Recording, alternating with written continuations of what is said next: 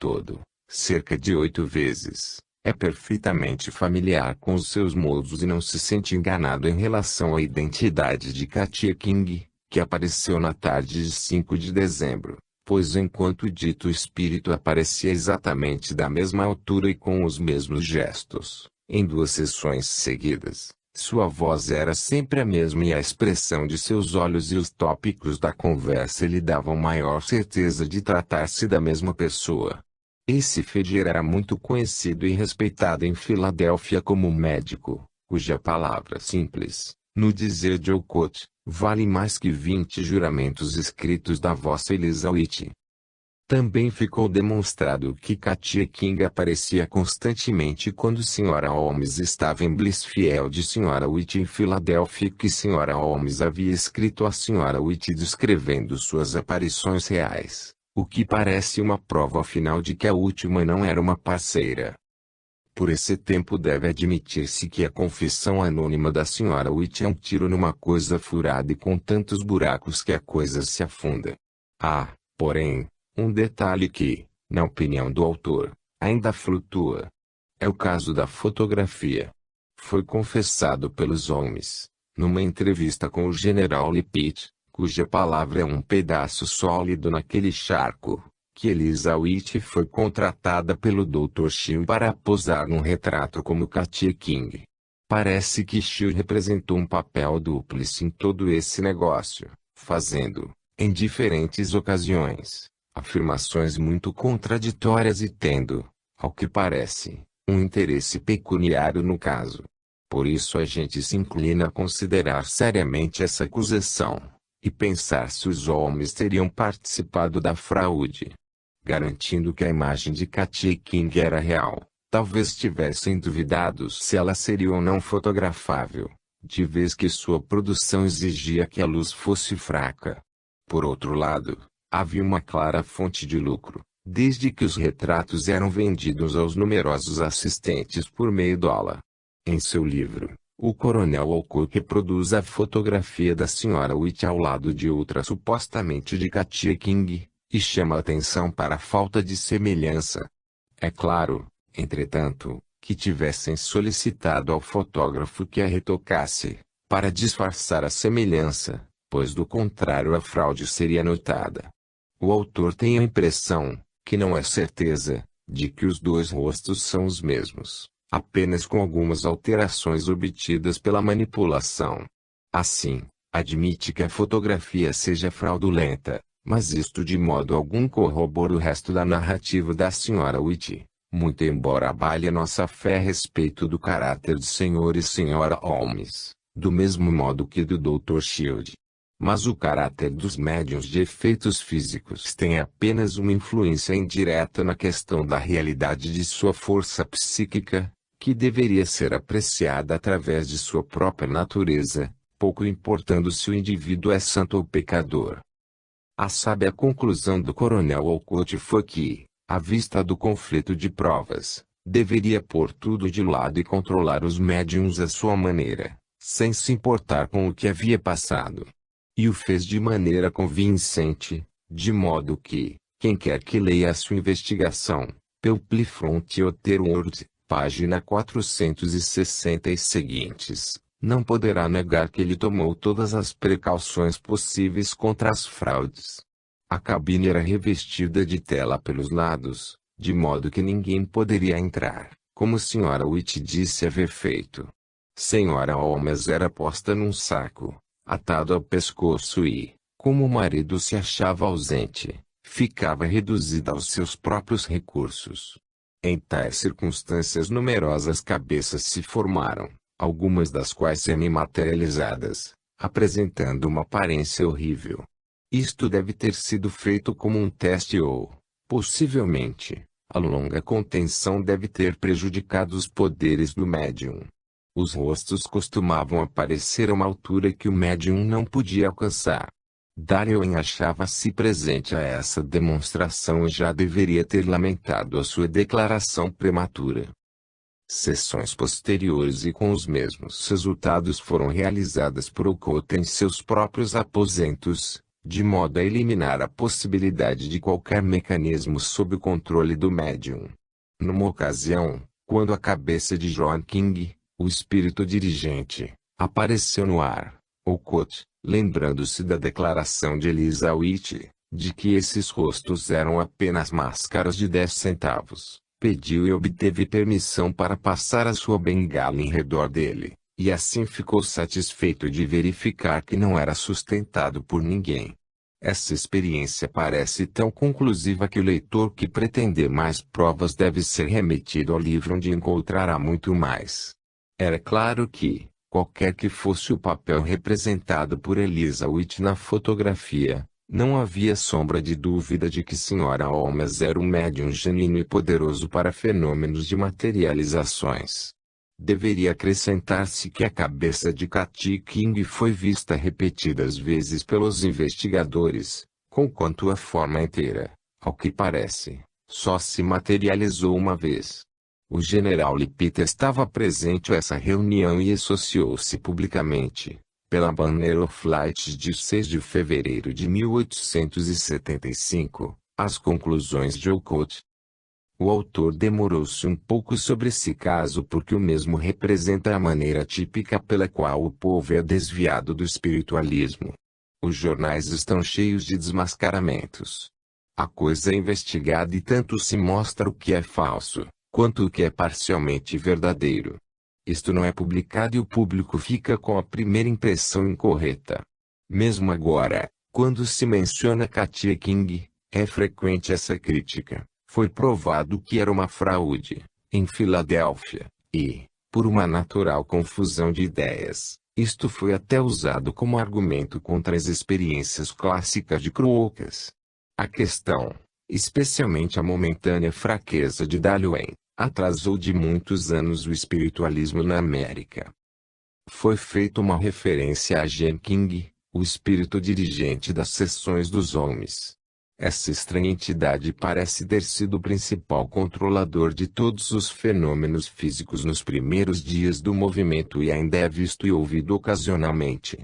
Seu nome está ligado com o Salão de Música de Cons, com os irmãos Davenport, com Williams em Londres, com Sra. Holmes e muitos outros. Pessoalmente, quando materializado, tem a aparência de um homem alto, moreno, uma cabeça nobre e grande barba negra. Sua voz é alta e profunda, enquanto as suas batidas têm um caráter peculiar. É senhor de todas as línguas, tendo sido experimentado nas línguas mais originais, como o georgiano, e nunca foi pilhado em erro. Essa criatura formidável controla bandos de espíritos inferiores, índios peles vermelhas e outros, que assistem a tais fenômenos. Afirma que Katie King é sua filha e que em vida, como Henry Morgan, fora pirata, perdoado e armado cavaleiro por Carlos II e que terminara como governador da Jamaica. Se assim foi, teria sido um rufião crudelíssimo, que muito terá que espiar.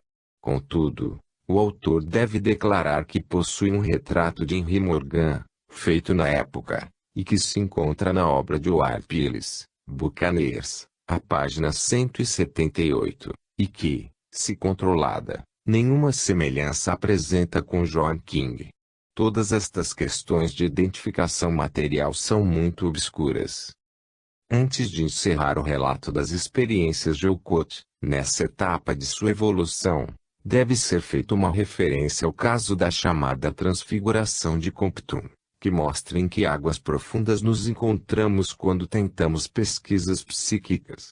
Essas profundezas ainda não foram avaliadas, nem delineadas. Nada pode ser mais claro do que os fatos, nem mais satisfatório do que as provas. A médium Sra. Compton se achava fechada em sua cabine, com um fio passado pelos furos de suas orelhas e amarrado ao encosto de sua cadeira. Então uma esguia figura branca emergiu da cabine. Olcott tinha providenciado uma balança de plataforma, no qual o espírito ficou de pé. Foi pesado 2 vezes, registrando 35,7 kg e 27,3 kg respectivamente. Então, conforme as disposições prévias, Olcott foi à cabine, deixando o espectro do lado de fora. A médium tinha desaparecido. A cadeira lá estava, mas nem sinal da senhora. Então o oculto voltou e pesou novamente a aparição, que então apresentava 23,5 quilos. Depois disso o espírito voltou à cabine, da qual surgiam outras figuras. Finalmente, diz o coach, eu ali entrei com uma lâmpada e encontrei a médium exatamente como havia deixado no começo da sessão, com os fios intactos e cada nó perfeito. Estava sentada, com a cabeça apoiada na parede, pálida e fria como um mármore, os olhos revirados, a testa coberta de uma umidade de morte, sem respiração pulmonar nem batidas do pulso. Quando todos acabaram de examinar os fios e os nós frágeis, eu os cortei com uma tesoura e, levantando a cadeira pelo encosto e pelo assento, transportei a senhora em catalepsia para um lugar arejado fora da câmara. Ela ficou inanimada durante 18 minutos. Gradativamente a vida foi voltando, até que a respiração, o pulso e a temperatura se tornaram normais. Então a levei para a balança. Pesava 55 quilos. Que fazer de tais resultados? Havia 11 testemunhas além de Olcott. Os fatos parecem acima de dúvidas. Mas, que deduzir deles? O autor viu uma fotografia, tomada em presença de um médium amador, na qual todos os detalhes da sala tinham sido apanhados, mas a médium havia desaparecido. O desaparecimento da médium tem alguma analogia com esse caso? Se a figura ectoplásmica só pesava 35 quilos e a médium 55, torna-se claro que apenas 20 quilos lhe eram deixados, quando o fantasma estava fora. Se 20 quilos não bastavam para continuar o processo de vida, não poderiam seus guias ter usado a sua química oculta sutil a fim de a desmaterializar e assim salvá-la do perigo até que a volta do fantasma permitisse a reabsorção? É uma estranha suposição, mas parece que atende aos fatos, o que pode ser feito por mero palpite ou por uma incredulidade não raciocinada. 13. Henry Slade e o Dr. Monk. É impossível relacionar todos os médiums das várias gradações de força e, ocasionalmente, de honestidade, que têm demonstrado os efeitos que inteligências estranhas podem produzir quando as condições materiais são tais que permitem a sua manifestação neste plano. Há alguns, entretanto, que foram tão preeminentes e tão envolvidos em polêmicas públicas que nenhuma história do movimento poderá esquecê-los. Mesmo quando sua carreira não estivesse, sob todos os pontos, isenta de suspeitas. Trataremos neste capítulo da história de Slade e de Monk, os quais representaram em sua época um papel destacado. Henry Slade, célebre médium da escrita nas lousas, foi exibido publicamente na América durante 15 anos, antes que Henry Slade chegasse ao Londres a 13 de julho de 1876. O coronel H.S. Olcott, antigo presidente da Sociedade Teosófica, declara que, com a senhora Blavatsky, era responsável pela visita de Slade à Inglaterra. Parece que, como o Grão-Duque Constantino da Rússia desejasse fazer uma investigação científica do espiritualismo, uma comissão de professores da Universidade de São Petersburgo pediu ao coronel Olcott e à senhora Blavatsky que escolhessem entre os melhores médiums americanos um que pudesse ser recomendado para ensaios. Eles escolheram Slade, depois de submetê-lo a testes durante várias semanas, perante uma comissão de escépticos, que em seu relatório certificavam que eram escritas mensagens nas faces inteiras de duas lousas, por vezes amarradas e seladas juntas, quando postas sobre uma mesa, à vista de todos, acima das cabeças de membros da comissão, presas à parte inferior do tampo da mesa, ou, ainda, nas mãos de um membro da comissão, sem que o médium as tocasse. Foi-se dirigindo para a Rússia que Slade veio à Inglaterra. Um representante do jornal World, de Londres, que esteve numa sessão de Slade logo após a sua chegada, assim o descreve, muito bem conformado, temperamento nervoso, rosto místico e sonhador, Gestos regulares, olhos expressivos e luminosos, um sorriso antes triste e uma certa graça melancólica de maneiras, eram as impressões despertadas por esse homem alto e flexível, que me foi apresentado como sendo o Dr. Slade. É o tipo de homem que a gente marcaria numa assembleia como um entusiasta.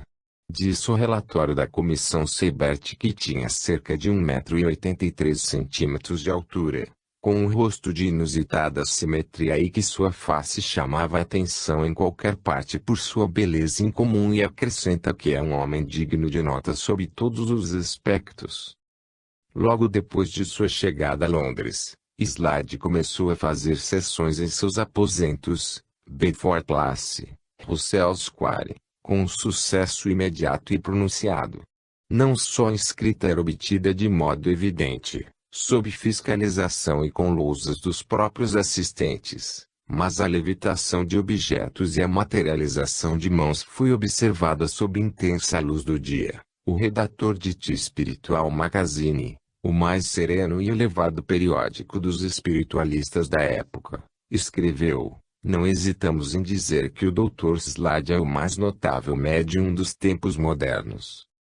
Sr. J. Moore Jones, conhecido pesquisador do psiquismo daqueles dias e, posteriormente, redator de The Spiritual Magazine, disse que Slade estava ocupando o lugar deixado por D.D. Homem. A descrição que faz de sua primeira sessão indica o severo método de exame. No caso de Sr. Homem, recusou receber um salário e, via de regra, as sessões eram feitas ao anoitecer, no calmo ambiente familiar. Mas no caso do Dr. Slade elas se realizavam a qualquer hora, durante o dia, nos aposentos que ele ocupava numa pensão. Cobra 20 shillings e prefere que apenas uma pessoa fique na sala que ocupa. Não perde tempo, assim que o visitante se senta, começam os incidentes, continuam e terminam em cerca de 15 minutos. Stinton Moses, que depois foi o primeiro presidente da Aliança Espiritualista de Londres, externou a mesma ideia a respeito de Slade. Escreveu: "Em sua presença os fenômenos ocorrem com uma regularidade e precisão, com uma ausência de preocupação com as condições e com uma facilidade para observação que satisfaz inteiramente os meus desejos. É impossível imaginar circunstâncias mais favoráveis para a minuciosa investigação do que aquelas sob as quais testemunhei os fenômenos que ocorrem em sua presença com tão surpreendente rapidez. Não havia hesitação nem tentativas. Tudo era rápido, agudo, decisivo. Os operadores invisíveis sabiam exatamente o que iam fazer, e o faziam com presteza e precisão." A primeira sessão de Slade na Inglaterra foi realizada a 15 de julho de 1876, para o Sr. Charles Blackburn, eminente espiritualista, e Sr. W. H. Harrison, redator de The Spiritualist. Em plena luz do dia, o médium e os dois assistentes ocuparam os três lados de uma mesa comum de cerca de 3 pés de lado. Slade pôs um pedacinho de lápis, mais ou menos do tamanho de um grão de trigo, sobre uma ardósia e segurou esta por um canto, com uma mão, encostando-a no tampo por baixo da mesa. Via-se a escrita na lousa e, examinada, verificou-se que uma curta mensagem fora escrita. Enquanto isso acontecia, as 4 mãos dos assistentes e a mão livre de Slade eram agarradas no centro da mesa. A cadeira do Sr. Blackburn foi arrastada umas 4 ou 5 polegadas, estando ele sentado, e ninguém senão ele a tocava. A cadeira vazia no quarto lado da mesa uma vez pulou no ar, batendo o assento na borda inferior da mesa. 2 vezes uma mão com aparência de vida passou em frente ao Sr. Blackburn, enquanto ambas as mãos de Slade eram observadas. O médium segurou um acordeão debaixo da mesa e, enquanto se via claramente a outra mão sobre a mesa, foi tocada a lar, do oscilar. Então o Sr. Blackburn segurou o acordeão da mesma maneira, quando o instrumento foi empurrado violentamente e tocado uma nota. Enquanto isto ocorria, as mãos de Slade estavam sobre a mesa. Finalmente os três presentes levantaram as mãos cerca de 30 centímetros acima da mesa e esta ergueu-se até tocar as suas mãos. Em outra sessão no mesmo dia uma cadeira ergueu-se cerca de 1,20 m, quando ninguém a tocava aí. Quando Slade tinha uma mão no espaldar da cadeira do Sr. Blackburn, a cadeira elevou-se cerca de meio metro acima do solo. O Sr. Stanton Moses assim descreve uma sessão mais cedo que tivera com Slade. Um sol de meio-dia, bastante quente para torrar a gente, derramava-se na sala. A mesa estava descoberta, o médium estava sentado e visto inteiramente. Nenhum ser humano se achava presente, além de mim e ele. Que melhores condições poderiam haver? As batidas foram instantâneas e fortes, como se dadas por um homem forte. A escrita na lousa ocorreu conforme a sugestão feita, sobre uma lousa sustentada pelo Dr. Slade e por mim, sobre outra sustentada por mim e que eu mesmo trouxera, e sobre uma terceira sustentada apenas por mim, no canto da mesa mais distanciado do médium. A última escrita demorou algum tempo e o ruído característico do lápis ao formar as palavras era ouvido distintamente.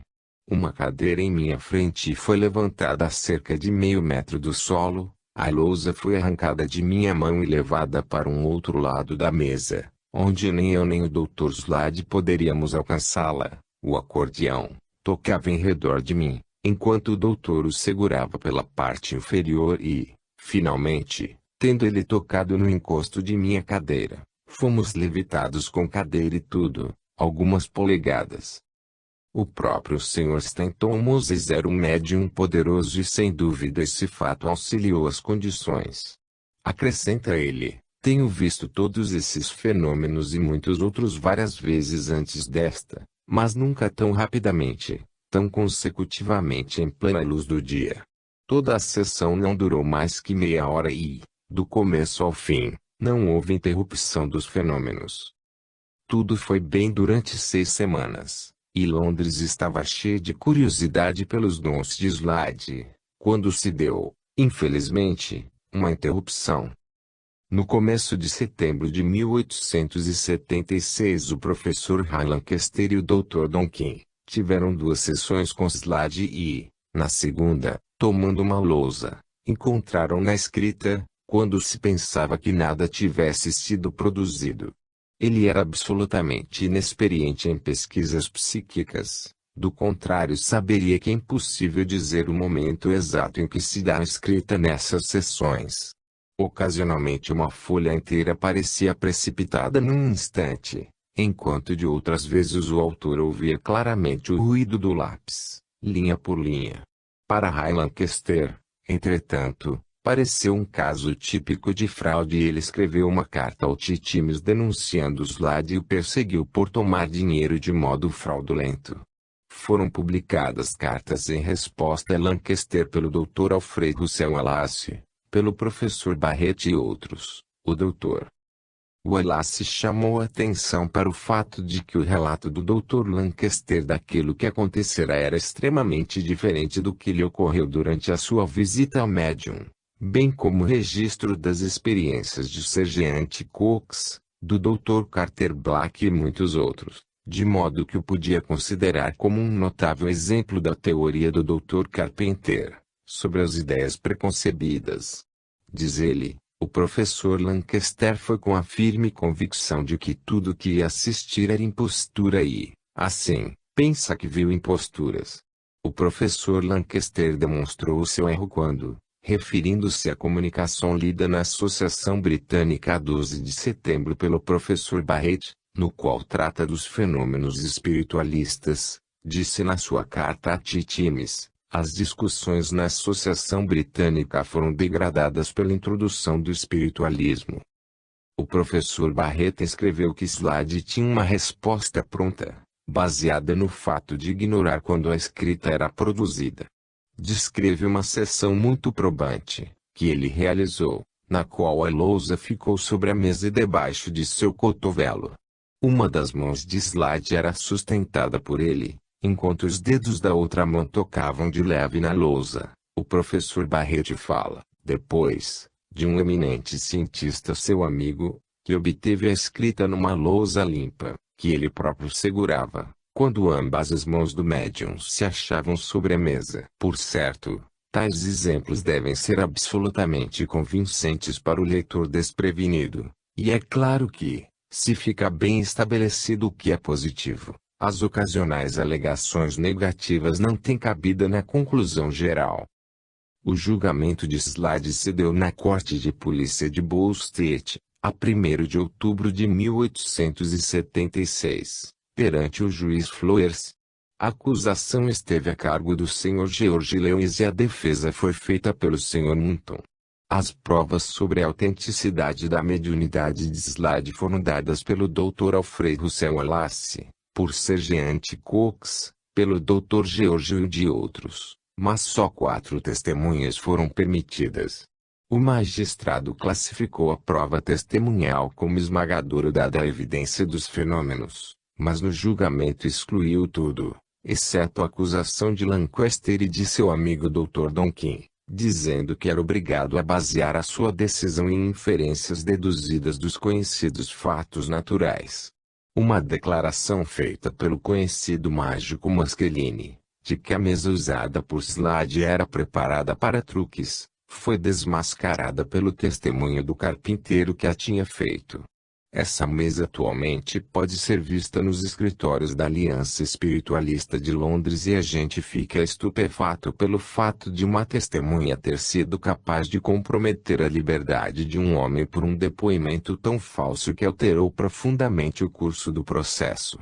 Na verdade, ante as declarações de Lancaster, de Donkin e de Maschilini é difícil ver como o Sr. Flowers podia deixar de condenar, pois diria, com razão, o que se apresenta à corte não é o que aconteceu em outras ocasiões, por mais convincentes que sejam esses testemunhos, mas o que ocorreu nessa ocasião particular, e aqui temos 2 testemunhas de um lado e apenas um prisioneiro do outro. A mesa truque certamente arranjou as coisas.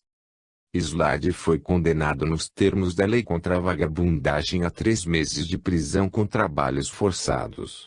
Houve apelo e ele foi solto sob pagamento de fiança. Quando o apelo foi julgado, a condenação foi anulada sob fundamento de ordem técnica.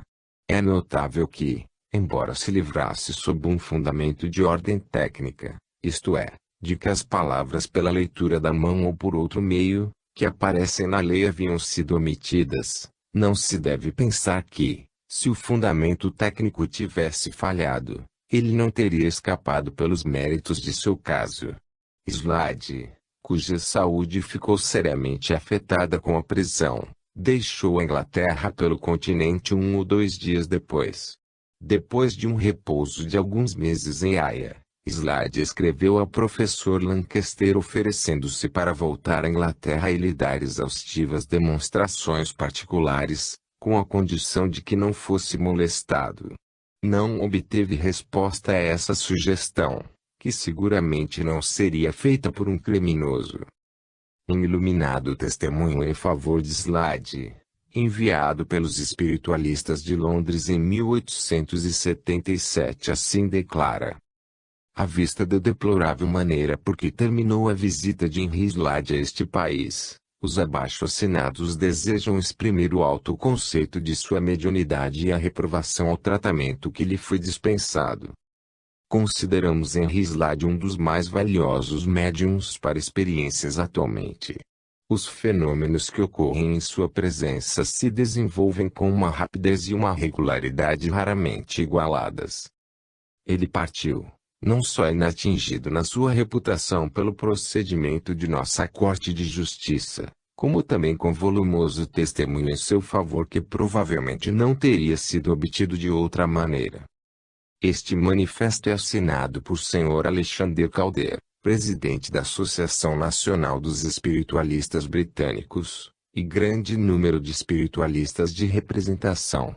Infelizmente, entretanto, são os contras e não os prós que a imprensa ouve e, ainda agora, 50 anos mais tarde, seria difícil encontrar um jornal bastante esclarecido para fazer justiça.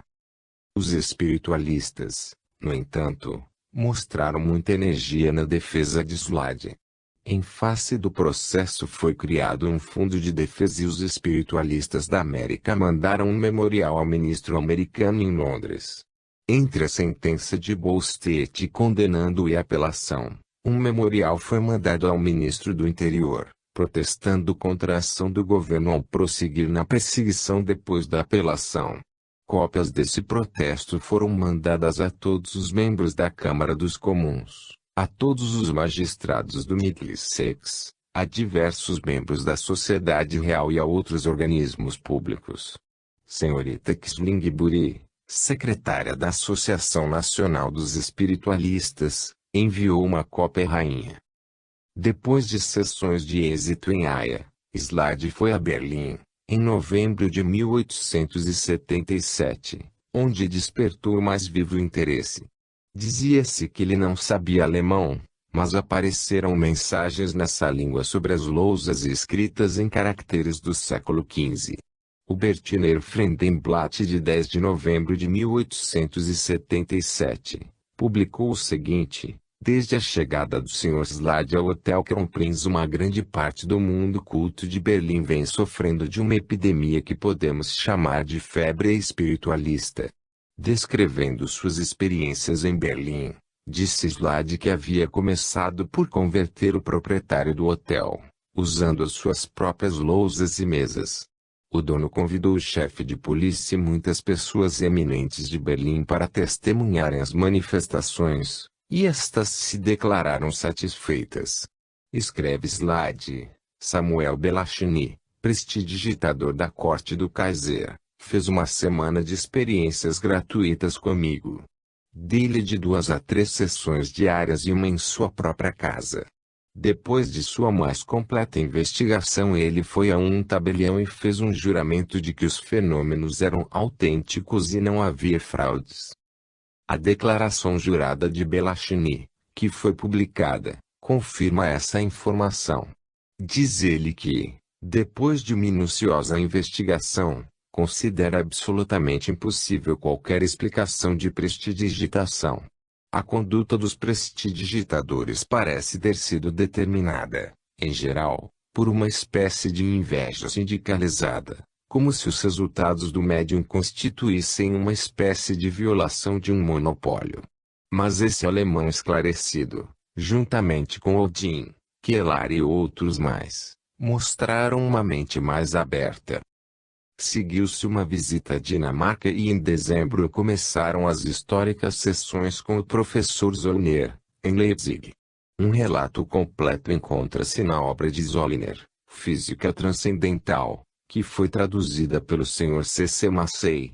Zollner era professor de Física e de Astronomia na Universidade de Leipzig. Em sua companhia, nas experiências com Slade, estavam outros homens de ciência, inclusive William Edward Weber, professor de física, o professor Scheibner, ilustre matemático, Gustav Theodor Fechner, professor de física e eminente filósofo naturalista, todos na expressão do professor Zollner, perfeitamente convencidos da realidade dos fatos observados, inclusive de que não havia impostura ou prestidigitação. Entre os fenômenos contavam-se os nós dados numa corda sem fim, o rompimento das cortinas do leito do professor Zollner, o desaparecimento e imediato aparecimento de uma pequena mesa, descendo do teto em plena luz, numa casa particular e debaixo de observação, notando-se principalmente a aparente imobilidade do Dr. Slade durante essas ocorrências. Certos críticos tentaram apontar aquilo a que chamavam de precauções insuficientes nessas experiências. O Dr. J. Maxwell, arguto crítico francês, deu uma excelente resposta a essas objeções. Argumenta ele que, desde que investigadores de psiquismo, habilidosos e conscientes, deixaram de indicar explicitamente, nos seus relatórios, que todas as hipóteses de fraude foram estudadas e postas de lado, na suposição de que sua afirmação implícita da realidade do fenômeno lhes parece suficiente, e para evitar que seus relatórios se tornassem de difícil manuseio, Críticos capciosos não hesitaram em os condenar e sugerir possíveis fraudes, quase inadmissíveis nas condições que foram observadas. Zollner deu uma resposta digna à suposição de que havia sido ludibriado na experiência de nós na corda, se, não obstante o fundamento do fato, por mim deduzido na pressuposição de uma concepção mais larga de espaço, pudesse ser negado, só uma outra espécie de explicação restaria, surgindo de um código moral de consideração que, presentemente, Friedrich Zollner é bem verdade, e muito habitual. Essa explicação consistiria na presunção de que os próprios honrados cidadãos de Leipzig, em cuja presença muitas dessas cordas foram lacradas, ou eram vulgares impostores, ou não tinham senso suficiente para perceber que o próprio Slade tinha feito aqueles nós, antes que as cordas fossem lacradas. A discussão, entretanto, de uma tal hipótese, já não pertence ao domínio da ciência, cai na categoria da decência social. Como uma amostra dessas impetuosas declarações dos oponentes do espiritualismo, devemos mencionar que o Sr. Giuseppe Maccabi, que é ultrapassado apenas pelo americano Odini pelas grosseiras imprecisões, fala de Zollner como um professor decrépito e míope, quando na verdade ele faleceu em 1882 aos 48 anos de idade e suas experiências com Slade haviam sido feitas entre 1877 e 1878, quando esse cientista se achava no vigor de sua vida intelectual. Os oponentes levaram tão adiante a sua inimizade que chegaram a declarar que Zollner estava desequilibrado e que a sua morte, poucos anos depois, foi acompanhada de fraqueza cerebral. Um inquérito feito pelo Dr. Fancus remeteu ao silêncio, embora infelizmente seja fácil encontrar libelos como esse em circulação, mas seja difícil encontrar as contraditas. Eis o documento. Sua carta dirigida ao reitor da universidade, em data de 20 de outubro de 1903 foi recebida. O reitor desta universidade estava instalado aqui depois da morte de Zollner e não tinha relações pessoais com ele, mas as informações recebidas dos colegas de Zollner comprovam que durante todos os seus estudos aqui na universidade até a sua morte era uma mente sólida. Além disso, tinha a melhor saúde. A causa de sua morte foi uma hemorragia cerebral, na manhã de 25 de abril de 1882, quando almoçava com sua mãe, do que veio a falecer pouco depois. É verdade que o professor Zollner era um adepto ardente do espiritualismo e, como tal, tinha íntimas ligações com Slade. Dr. Carlo Boucher, professor de Estatística e Economia Nacional na universidade. A tremenda força que, ocasionalmente, se manifesta quando favoráveis às condições, mostrou-se uma vez em presença de Zollner, Weber e Scheibner, os três professores da universidade. Havia um forte bastidor de madeira a um lado da sala. De repente ouviu-se um estalo violento como numa descarga de uma grande bateria de Leyden. Voltando-se alarmado para aquele lado, o mencionado bastidor caiu desfeito em 2 pedaços. Os fortes parafusos de madeira de meia polegada de grossura tinham-se partido de cima a baixo, sem qualquer contato visível de Slade com o bastidor.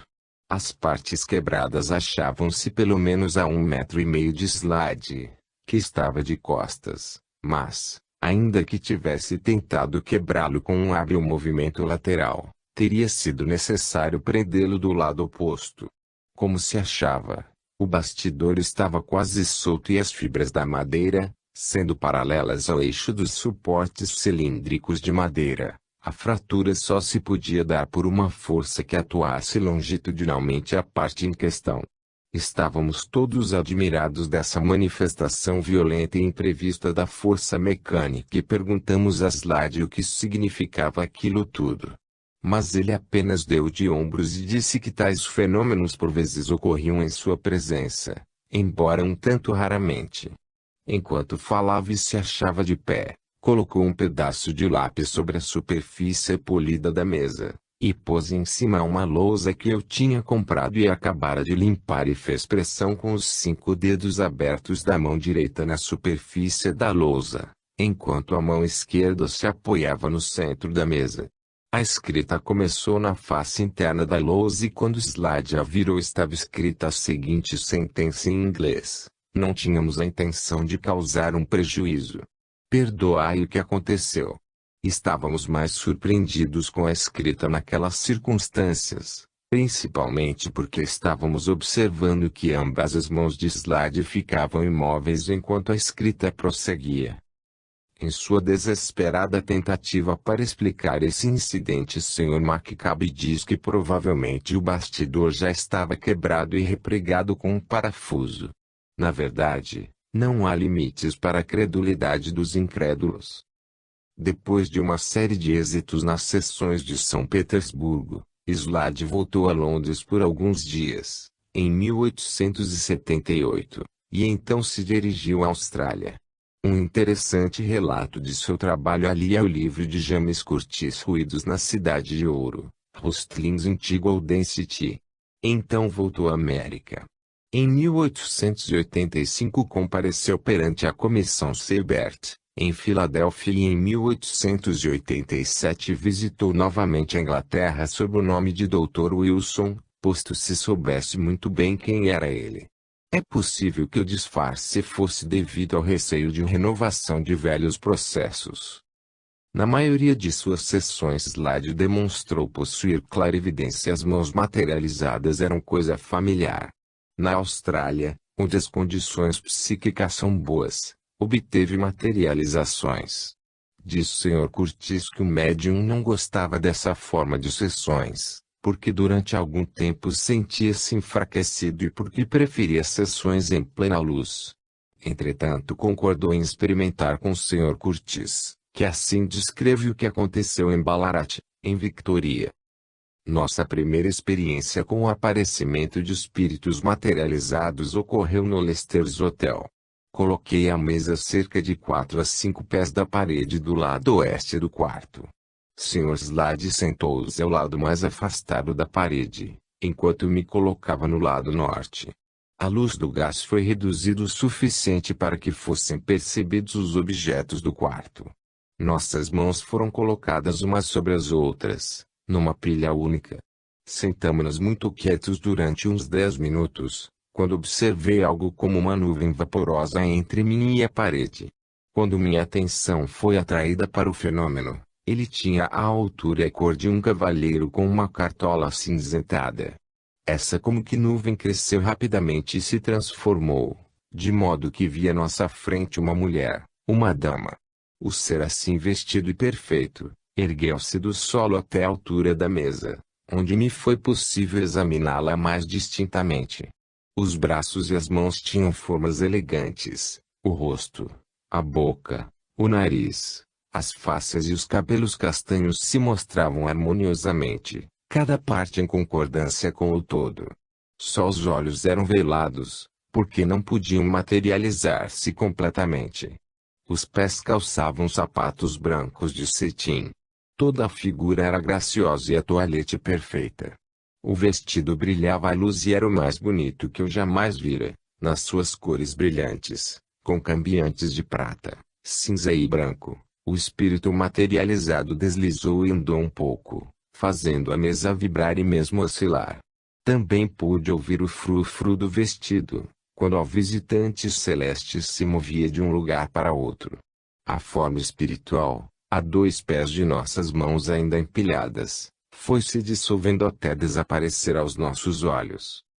As condições dessa bela sessão, na qual as mãos do médium estavam seguras e havia luz suficiente para visibilidade, parecem satisfatórias, desde que aceitemos a honestidade da testemunha. Como prefácio contém o valioso testemunho de um membro responsável de um governo australiano, que também se refere, de início, ao extremo cepticismo do Sr. Curtis. Bem podemos aceitá-lo. Na mesma sessão, a figura reapareceu 15 minutos depois. Então a aparição flutuou no ar e pousou sobre a mesa, Deslizou rapidamente 3 vezes, curvou a sua figura em comprimento gracioso, cada mesura compassada e profunda, trazendo a cabeça até 6 polegadas de meu rosto. Ouvia-se o frufru do vestido, a cada movimento como se fora seda. A face estava parcialmente velada, como antes. A visibilidade foi diminuindo e por fim desapareceu, como na primeira materialização. São descritas outras sessões como esta. Diante dos complicados e rigorosos testes a que foi submetido com sucesso, a história do desmascaramento de Slade na América em 1886 não convence, mas nós a referimos por motivos históricos e para mostrar que tais incidentes não se acham excluídos de nosso exame do assunto. O Boston Herald de 2 de fevereiro de 1886 assim abre os títulos de seu relato. O célebre Dr. Slade, pilhado em Houston, West Virginia, escreve sobre lousas que descansam em seus joelhos debaixo da mesa e não houve mesas e cadeiras com os artelhos. Observadores numa sala anexa, olhando através de fendas embaixo das portas, viram esses atos de agilidade sendo executados pelo médium, embora os que com ele se achavam na sala não o percebessem. Parece, entretanto, que houve neste, como em outros casos, ocorrências que tomaram a aparência de fraudes e havia espiritualistas entre os que o denunciaram. Numa sessão pública, que se seguiu, para a escrita espiritual direta, no Palácio da Justiça de Houston, Sr. S. Barrett descreve como um espiritualista viu e explicou de que forma a impostura de Slade havia sido descoberta. Convidado a explicar-se, Slade parecia mudo e apenas pôde dizer, segundo o relato, que se os seus acusadores tinham sido enganados, ele também o tinha, pois se o engano era coisa sua, o tinha praticado inconscientemente. Sr. J. Simmons, administrador dos negócios de Slade, fez uma declaração franca, que parece indicar a operação de membros ectoplásmicos, como ficou provado, anos mais tarde, ser o caso com a famosa médium italiana Elsa Pia Palladino. Diz ele, não duvido que esses senhores tenham visto aquilo que dizem, mas, ao mesmo tempo, estou convencido de que Slade é inocente daquilo de que é acusado, assim como o senhor, o redator, teria sido em similares circunstâncias. Mas sei que minha explicação não teria valor numa corte de justiça. Eu mesmo vi uma mão, que eu juraria ser de Slade, se fosse possível que sua mão ficasse naquela posição. Quando uma de suas mãos estava sobre a mesa e a outra segurava a lousa em um canto da mesa, apareceu uma terceira mão com uma escova de roupa, e que momentos antes me havia escovado do joelho para cima, no meio do lado oposto da mesa, a qual tinha 1,6 m de comprimento. Slade e o seu empresário foram presos e soltos mediante fiança, mas nenhuma medida posterior foi tomada contra eles. Também Fresdel, em seu livro Espiritualismo, Fatos Básicos, Spiritualism, Bottom Facts, declara que viu Slade efetuar um movimento de objetos com o pé, e pede aos leitores que acreditem que o médium lhe fez uma completa confissão de como eram produzidas as suas manifestações. Se realmente Slade o fez, deve levar-se à conta de manifestação de doentia leviandade, procurando enganar certo tipo de investigador, dizendo-lhe exatamente aquilo que ele queria que fosse dito. A tais exemplos podemos aplicar o julgamento do professor Zollner, no incidente Lancaster, os fenômenos físicos por nós observados em tão admirável variedade em sua presença negam em toda a linha a suposição de que ele, num caso único, tenha recorrido à voluntária impostura. E acrescenta, o que certamente ocorreu naquela circunstância especial, que Slade foi vítima dos limitados conhecimentos de seu acusador e de seu juiz. Ao mesmo tempo, há muitos indícios de que no fim da vida o caráter de Slade degenerou. Sessões promíscuas, com finalidade comercial, esgotamentos consequentes e o estímulo alcoólico, que produz um estímulo passageiro, tudo aquilo agindo sobre uma organização muito sensível, teve um efeito deletério. Esse enfraquecimento do caráter, com a correspondente perda da saúde, deve ter conduzido a uma diminuição de suas forças psíquicas e aumentado a tentação para usar os truques. Concordando com a dificuldade de distinguir o que é fraude daquilo que é de pura origem psíquica, uma impressão desagradável fica em nossa mente pela prova dada pela Comissão Seibert e pelo fato de espiritualistas locais haverem condenado o seu procedimento. A fragilidade humana, entretanto, é uma coisa e a força psíquica, outra. Os que buscam provas desta última encontrá-las são abundantes naqueles anos em que o homem e os seus dons estavam no zênite. Slade morreu em 1905 num sanatório em Michigan, para onde havia sido mandado pelos espiritualistas americanos, e a notícia foi acompanhada pela costumeira espécie de comentários na imprensa londrina.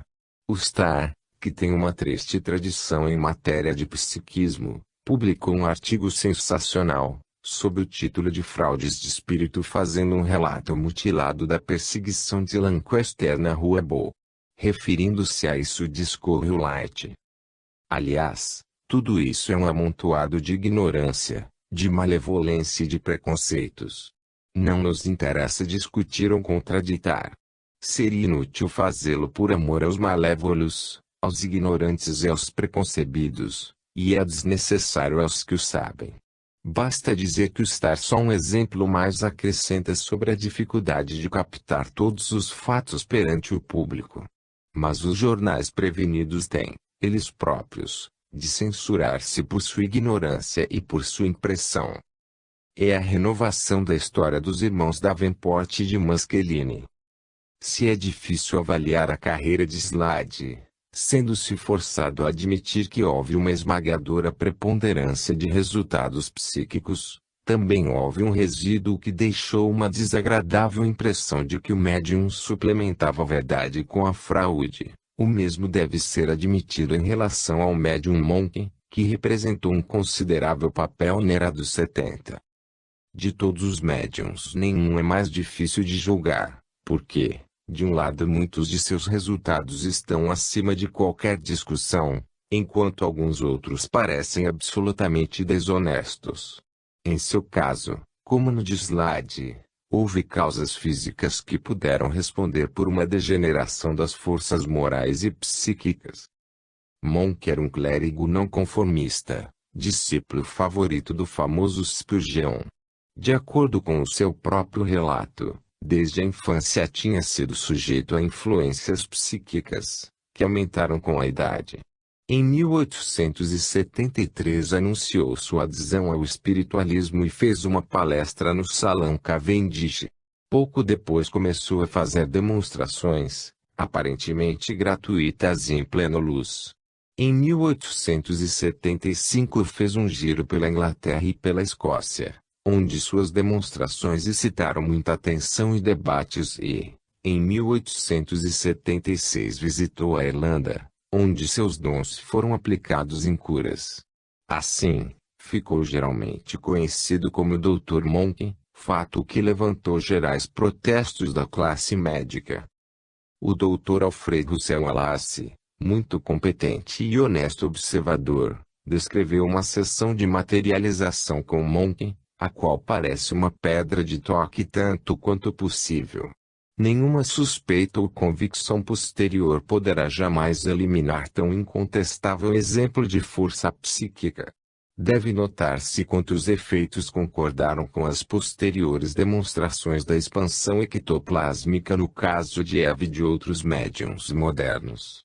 Os companheiros do Dr. Wallace nessa ocasião eram Sr. Stanton Moses e Sr. Ainsley Wade Geode.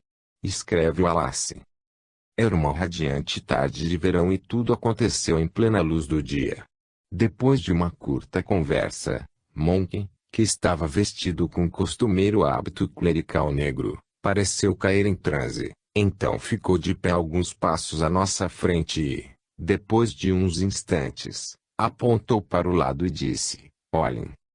Vimos uma tênue mancha em seu casaco, ao lado esquerdo. Essa tornou-se mais brilhante, então pareceu ondular e estender-se para cima e para baixo, até que, gradualmente, tomou a forma de uma coluna de névoa, que ia de seu ombro até os pés e junto ao seu corpo. O Dr. Wallace continua descrevendo como a figura nevoenta por fim tomou a forma de uma mulher envolta em panos grossos que, depois de uns instantes, pareceu absorvida no corpo do médium. Ele acrescenta: todo o processo de formação de uma figura amortalhada era visto em plena luz do dia. Sr. Wedgwood assegurou-lhe que tinha tido outras manifestações dessa espécie ainda mais notáveis com Monk, quando o médium estava em transe profundo e todo à vista. Depois de tal demonstração é quase impossível duvidar ao mesmo tempo dos dons do médium. O arquidiácono Coley, que tinha visto semelhantes exibições, ofereceu um prêmio de 1000 libras ao Sr. J. N. Maschilini, o famoso ilusionista, para repetir a façanha. O desafio foi aceito por Maschilini, mas as provas foram que a imitação nenhuma relação tinha com o original. Ele tentou conquistar uma decisão do tribunal, mas a sentença lhe foi desfavorável. É interessante comparar o relato feito por Russell Wallace e a experiência posterior de um americano muito conhecido, o juiz Daley. Escreveu ele. Lançando o olhar para o lado do Dr. Monk, notamos algo semelhantes a uma massa opalescente de vapor compacto, emergindo justamente debaixo do coração, ao lado esquerdo. Aumentou de volume, subindo e crescendo para baixo, enquanto a porção superior tomava a forma da cabeça de uma criança, e a face se distinguia como a de um filho que o havia perdido há cerca de 20 anos. Ficou assim apenas por uns instantes e subitamente desapareceu, parecendo ter sido instantaneamente absorvida pelo lado do doutor. Esse notável fenômeno repetiu-se 4 ou 5 vezes, em cada uma das quais a materialização se tornava mais distinta do que nas anteriores. Isto foi testemunhado por todos na sala, com o gás bastante claro para que todos os objetos fossem bem visíveis.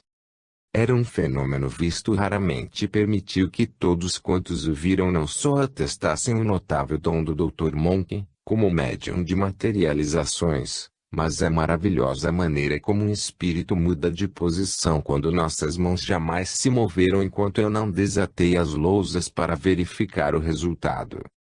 Certamente, depois de tal testemunho, seria vão negar que o Dr. Monk possuísse uma grande força psíquica.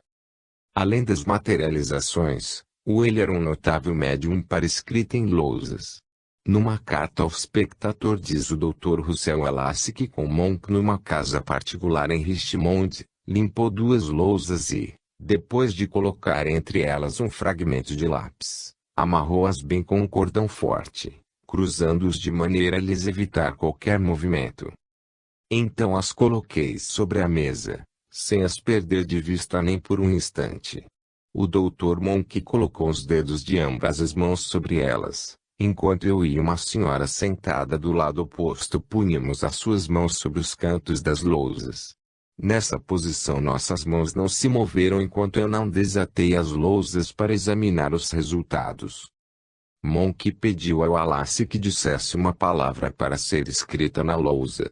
Ele escolheu a palavra Deus e em resposta a um pedido decidiu que a mesma deveria ser escrita longitudinalmente na lousa.